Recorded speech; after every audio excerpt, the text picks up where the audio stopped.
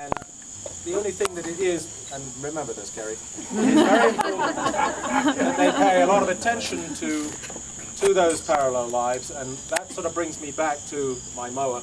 Because last October I hit a tree stump, which damaged the mower deck, and I had to fix it, which gets me back to last Thanksgiving.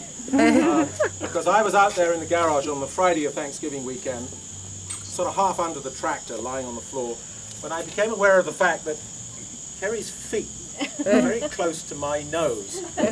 And he said that if I wasn't especially busy, he had something very important to discuss with me.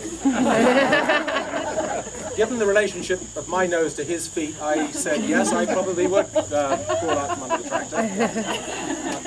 And when I did, he asked me if he had my permission to marry Anna. And knowing Kerry for as long as we have, when he was sort of so high when we first met him, I said yes. Well, actually I said yes, but. I said there is one thing that you have to do, and that is you have to visit our cabin in the north of Norway, and if you like it, then our approval will be unconditional. Well, in July of this year, last month, Kerry came up to the cabin in the north of Norway. He joined the road mending crew. He ate rumagrut, which is, and he appeared to like it, which is a sort of sour cream porridge. He was very studious in avoiding the copious amounts of cognac that our Norwegian friends tried to pour into his glass. And he even offered next summer, when you go up there, to dig out the outhouse. Probably when I was drinking some of the cognac. So, and he sort of passed the test, and I'm happy to say that our approval is unconditional, and we now look forward to 12 months of, God help us, preparation for next September 6th, when we hope that you will all be with us here on a slightly less warm, steamy day than it is today. And so I would like to propose a toast to Anna and Kerry. May your lawn of life be always green, and your lives parallel and frequently overlapping. Anna and Kerry. Here, here. Wow. Well, thank you very much for those kind words, Martin. I hope I don't undo all the good with what I'm about to say.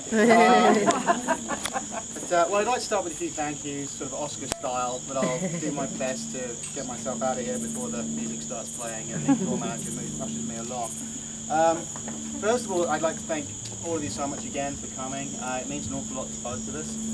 And to be honest, if you hadn't, I don't know what we'd have done with all this food. So, and of course to my fiancée Anna, my wonderful fiancée Anna, who probably should have got the first mention. But I think some of you have been drinking, and there's rather a lot of you, so I thought I'd get you in first.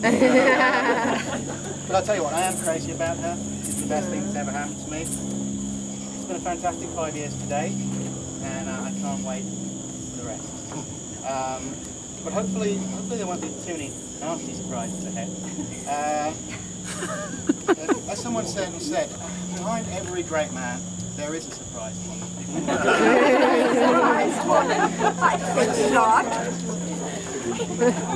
know how many surprises there will be, because I thought about it. We've been together a long time now, and as one said, we've known each other since we were very small. And I mean, if you think about it, you know I like football. The English kind, where you kick the ball with your foot, and the American kind, where you put the boot into your opponent. You know, I like doing the washing up after every single meal. You know, I like to untangle your jewellery rather than finish watching the movie. You know, I'm useful around the house, particularly if we're getting things down that you can't reach. You also know I have a terrible fear of empty wardrobes. Any possible closet space where I might be able to put my 5 shirts. And you even know about my love of collecting celebrity underwear. Oh no. I'd also like to again thank my mum for coming, my parents for all their encouragement, particularly since I moved to the States. We actually see rather a lot of each other now, which is pretty good. I think we when I was on the doorstep. But thank you so much for coming tonight. It does mean a lot, and she's been very generously given up this wonderful English summer I've been reading about. It's great to see her. But as you know, my dad can't make it today. He's saving his strength for the flight next year. Having taken a couple of flights with him, I really can't express how terrified he is of flying. He has the same love for flying that I'd say cats have for surfing. Really not a good thing. Even though possibly the most dangerous thing about flying these days is dying of dehydration after but also I'd like to thank the Green Acres. They're wonderful, wonderful people. Thank you so much for welcoming me into your family. Incredible people, and it's been an amazing journey so far with these great guys. And I'd just like to give you a little window on what I've been through, what we've been through, and possibly what I'm letting myself in for in the future. So I just put a little laundry list together of fun things that I think of when I think of you guys. Yeah. Well, there's gardening. There's gardening. Oh, she's saving in numbers. I've learned this. There's gardening and odd jobbing with Martin, dropping trees on houses, setting fire to things, fixing Norse plumbing without any tools, always accompanied by his personal nemesis, poison ivy. And there's Greta with her lovely Norwegian songs. I'm sure we might have some of those later. Speed walking morning strolls to Starbucks to order impossibly complicated drinks. Phenomenal, Mark will testify to this, phenomenal traffic dodging, train catching abilities, but a wonderful generosity of spirit. For an encore, I don't know, maybe designs on the White House. There's certain leadership qualifications which will soon be gotten, and so watch out well. Then there are Eagles games with Martin and Joe, drinking in the car park, green martinis, a drink that at once can warm the heart on a sub-zero day, while simultaneously giving you a peek at the afterlife. Watch out for Joe's martinis. And then of course, as we talked about, there are trips to Greta's homeland, Norway. The last one involving, well the first one for me, involving 3 airports and a bent bucket to reach 24 hours of endless sunshine, road mending with men in 80s jean shorts, calls of nature to the fragrant Ute and cognac, as you know. All of it. But what a wonderful country. And there are fireworks. The other great thing about America and the Green Acres is fireworks. So on my birthday every year I get fireworks. And whilst America celebrates England gracefully leaving the country, I'm getting to stay and eat pie and drink beer, and it's a good deal. And finally Magnus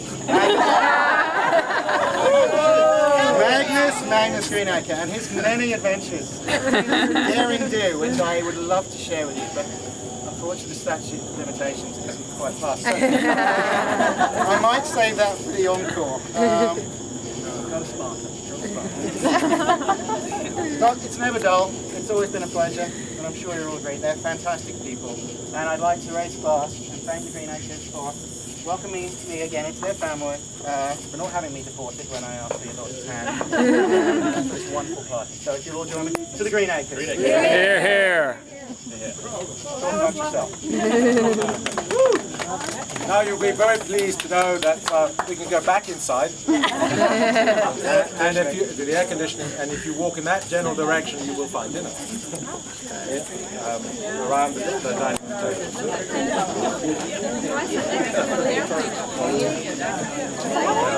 Great, how